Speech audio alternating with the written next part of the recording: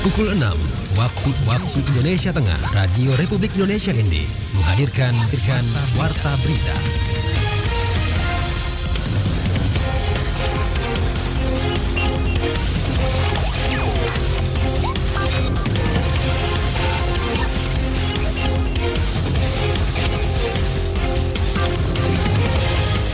Selamat pagi saudara, Anda kembali mendengarkan Warta Berita Daerah edisi pagi ini 4 September 2023. Sari Berita. Laskar Anafua Datuk Kelly ramaikan gerakan cerdas memilih Radio Republik Indonesia ND.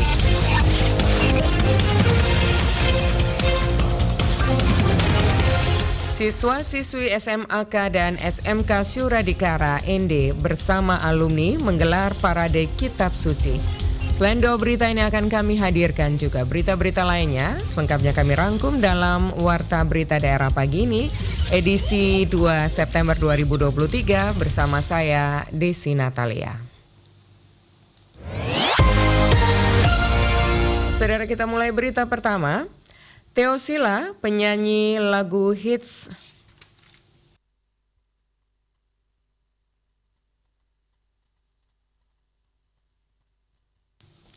Kami hadirkan informasi Universitas Flores membuka kesempatan bagi dosen terbaik untuk calon rektor. Tonda Nara menjadi desa terbaik di Kabupaten Lembata. Kami hadirkan berita pertama. Lembaga Perguruan Tinggi Universitas Flores melalui panitia pemilihan rektor membuka kesempatan kepada seluruh dosen terbaik di Universitas Flores sebagai bakal calon rektor Universitas Flores periode 2024-2028. Laporan selengkapnya disampaikan Rovinus Wula.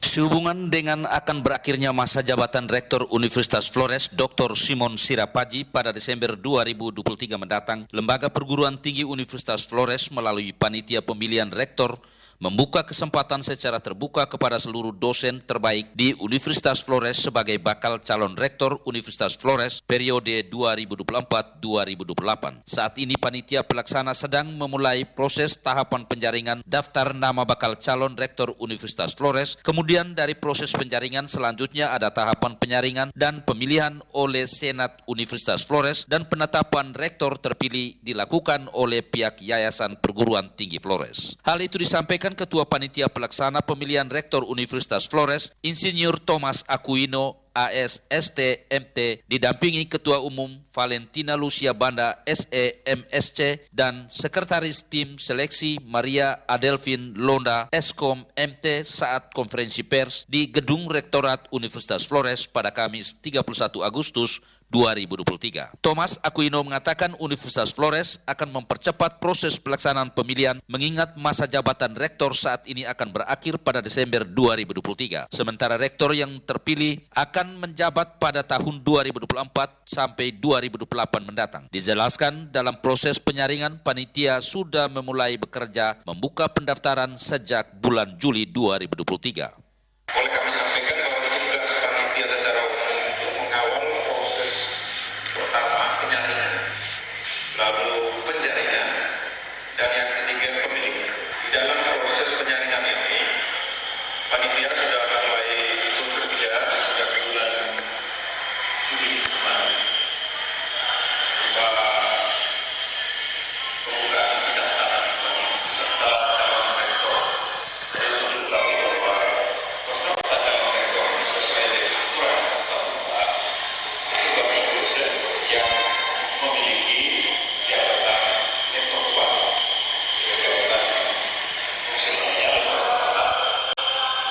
Selanjutnya panitia akan melakukan penyaringan terhadap para calon rektor tersebut, kemudian akan mendengarkan ide gagasan dari masing-masing para calon rektor di dalam pemaparan visi misi di hadapan 3 panelis akan berlangsung pada tanggal 11, 12, dan 13 September 2023 mendatang. Thomas menambahkan, dalam proses penjaringan ada 14 calon yang sudah mendaftar dan ke-14 calon tersebut akan disaring oleh panelis sehingga melahirkan 5 nama yang akan dibawa pada proses pemilihan oleh Senat pada 14 dan 15 September 2023. Sementara itu, Ketua Umum Panitia Pemilihan Rektor Universitas Flores, Wakil Rektor 2 Valentina Lucia Banda SE-MSC dalam pernyataan menyampaikan bahwa proses pemilihan rektor kali ini berbeda dengan proses pemilihan rektor sebelumnya. Proses pemilihan rektor kali ini akan disiarkan langsung melalui live streaming bertujuan agar publik menyaksikan proses pemilihan secara langsung.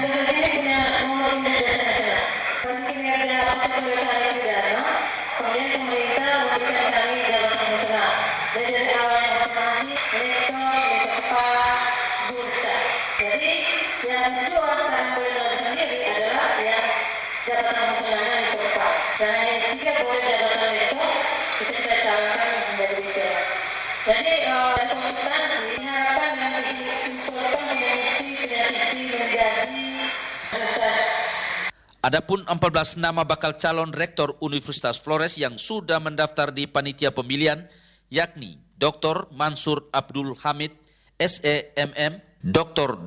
Andus Yosep Demo, MHum, Dr. Willy Brodus Lanamana, SEMMA, Dr. Rafael Octavianus Bire, SEMSC, Dr. Hieronymus C, SEMM, Dr. Anda Immaculata Fatima MMA, Murdaningsi SP MP, Dr. Sri Vahyuni SP MSI, Dr. Avianita Rahmawati Esos MM, Dr. Renya Virginia Nona SE MMA, Dr. Ernesta Leha, Dr. Veronica Geno SPD MHum, Dr. Sofia Sao SPD MPD, sementara Kristiana Sri Murni SH MHum mengundurkan diri dari daftar calon. RRI Enderovinus Fula melaporkan.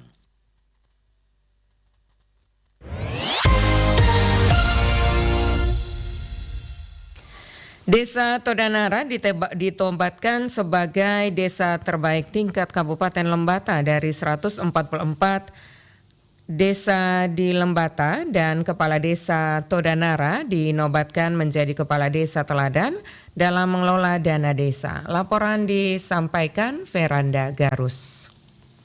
Desa Todanara dinilai terbaik dalam penilaian yang dilakukan secara berjenjang, mulai di tingkat kecamatan hingga kabupaten berdasarkan kriteria yang diatur pemerintah. Penilaian tersebut dilihat dari peningkatan status desa, ketepatan waktu penetapan APBDes, presentasi realisasi belanja, presentasi realisasi capaian BAD, presentasi tindak lanjut hasil temuan, transparansi pengelolaan dana desa, dan tersedianya dokumen RPJMdes dan RKPdes. Kepala Desa Todanara Franciscus Boli kepada RRI mengatakan prestasi sebagai desa terbaik tingkat kabupaten merupakan kerja keras dan dukungan oleh semua pihak. Kita di desa pertama sebelum kita dipilih tentu kita paparkan soal visi dan misi sebagai calon kepala desa. Tetapi tentu sampai per tahun ini kita untuk semua anggaran dana desa kan sudah diatur presentasi penggunaan. Ketika itu kita lakukan penyerapan sesuai dengan presentasi itu. Sehingga kemarin untuk ketahanan pangan memang kita ada beberapa anggaran yang kita lakukan termasuk dengan bantuan ternak yang mana bisa meningkatkan ekonomi masyarakat di desa. Lanjut Franciscus, pada tahun 2023 memang dirinya memfokuskan di bidang refocusing, sehingga di tahun yang akan datang nantinya akan dilakukan pembangunan, salah satunya di bidang pariwisata. Dari semua desa di Lembata ada 3 yang dapat dinilai tinggi. Pertama, Desa Todanara 77 poin, kedua Desa Lolong 67 poin, dan Desa Tubuwalang sebanyak 67 poin. Target kita tahun depan itu kita kembangkan pariwisata yang ada di Desa Todanara. Sehingga ada beberapa kegiatan yang memang kita harus coba jalankan per tahun sehingga nanti minimal akhir periode kita sudah bisa tahu. Mungkin ada pertumbuhan ekonomi yang ada di Todanara, minimal masyarakatnya ekonominya bisa tumbuh lebih baik dari kemarin-kemarin. Karena memang di tahun-tahun kemarin saya tidak sedang ini, tetapi lebih banyak fokusnya di kegiatan fisik. Sebelumnya Desa Todanara dipilih menjadi Desa Sukalisa oleh Direktorat Jenderal Perbendaharaan Provinsi Nusa Tenggara Timur. Program Desa Sukalisa diluncurkan melihat kondisi penyerapan dana desa tahun 2022. Direktorat Jenderal Perbendaharaan Provinsi Nusa Tenggara Timur meluncurkan program dinamakan Dana Desa atau 1 Kabupaten 5 Desa. RRI Veranda Garus melaporkan. Pemerintah daerah Kabupaten Ende melalui Dinas Pemberdayaan Masyarakat Desa Kabupaten Ende bekerja sama dengan Wahana Visi Indonesia menggelar workshop lanjutan peraturan desa tentang kewenangan desa dan rancangan peraturan desa tematik sesuai dengan potensi dan karakteristik desa. Kegiatan workshop lanjutan peraturan desa tentang kewenangan desa dibuka secara resmi oleh Wakil Bupati Ende Erikos Emmanuel Rede pada hari Rabu 30 Agustus 2023. Kepada RRI, Kepala Bidang Pemberdayaan Masyarakat Desa Peter Tonail mengatakan tujuan pelaksanaan kegiatan workshop adalah mengevaluasi kinerja pemerintah desa dalam penetapan Perdes Kewenangan Desa. Selain itu, kegiatan workshop dalam rangka mendorong proporsionalitas pelaksanaan bidang kewenangan desa yang meliputi penyelenggaraan pemerintahan desa, pelaksanaan pembangunan desa, pembinaan kemasyarakatan desa, dan pemberdayaan masyarakat desa, serta memberikan kepastian hukum dalam penetapan kewenangan berdasarkan hak asal usul dan kewenangan lokal berskala desa. Kegiatan workshop dihadiri oleh 255 kepala desa, 19 camat, dan juga tenaga ahli P3MD Kabupaten Ende, dan juga menghadirkan narasumber yakni dari tim Direktorat Jenderal Bina Pemerintahan Desa dan Kementerian Dalam Negeri.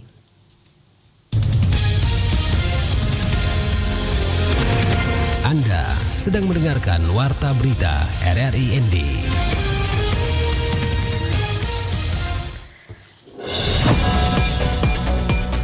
Lembaga Pendidikan SMA Negeri 2 Kabupaten Ende Provinsi Nusa Tenggara Timur akan memasuki usia yang ke-32 pada 5 September 2023.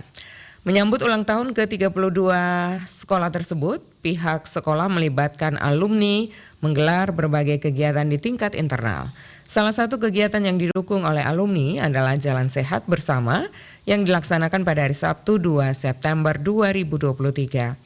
Kepala SMA Negeri 2 Ende, Albinus Minggu, mengatakan selain Jalan Sehat Bersama, ada juga beberapa kegiatan yang dilalui seperti doa bersama lintas agama, pertandingan voli dan futsal antar siswa, serta lomba lainnya yang dilaksanakan internal sekolah. Sementara Ketua Ikatan Alumni SMA Negeri 2 Ende, Benindolu, mengatakan alumni selalu terlibat karena merasa bagian yang tidak terpisahkan dari sekolah yang pada prinsipnya alumni tetap berpartisipasi dan merasa lebih dekat dengan alma maternya.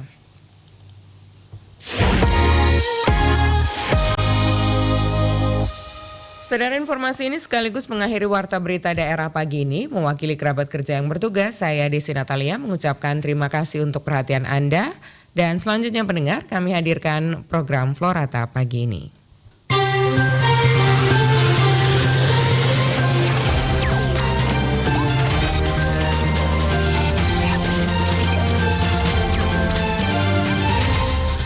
Terima kasih Anda telah mengikuti Warta Berita RRI Ende.